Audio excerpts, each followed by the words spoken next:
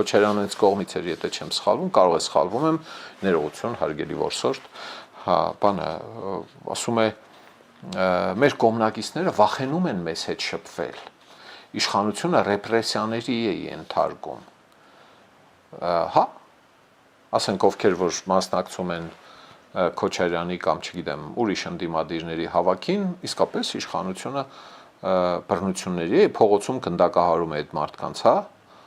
ասենք ով որ հանգարց թարս բան է ասում իշխանության տեխնազուին, վարչապետին, то չգիտեմ նախարարին, այդ մարդկանց կողքի շքամուտքում, պատիեզդում, հրապարով ասած ինչ են անում։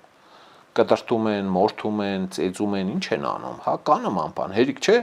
բաները, հորինեք ձեր ողորմելի PR-շիկների խորհուրդների հիման վրա պատմություններ, որոնք բանը զվարճալի բաներ են ու ծիծաղ են հարուցում։ Ես շատ ու շատիր հետևում եմ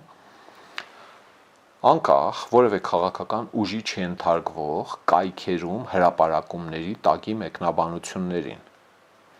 Հիմա անունները չտամ նրանց, որոնք ոչ իշխանության հարակից կամ ստեղծած լրատվամիջոցներն են, եւ ոչ էլ ընդդիմադիր մի քանի քաղաքական ուժերի լրատվամիջոցներն են, դրանց հրապարակումների մեկնաբանություններն էլ եմ կարդում իհարկե, բայց երբ կարդում եմ չեզոքներին, անկողմնակալ էլի, լավից վատից քննադատական հայացք ունեցող, բայց ոչ ՔՊ-ական եւ ոչ ընդդիմադիրական, հա, ընդդիմադիր, հա, մեկնաբանությունները բացեք նայեք ինչեր են գրած այս տեսակ անհեթեթ պնդումների տակ։ Սիրելի ժողովուրդ, խնդրում եմ լայքել եւ բաժանորդագրվել ալիքը։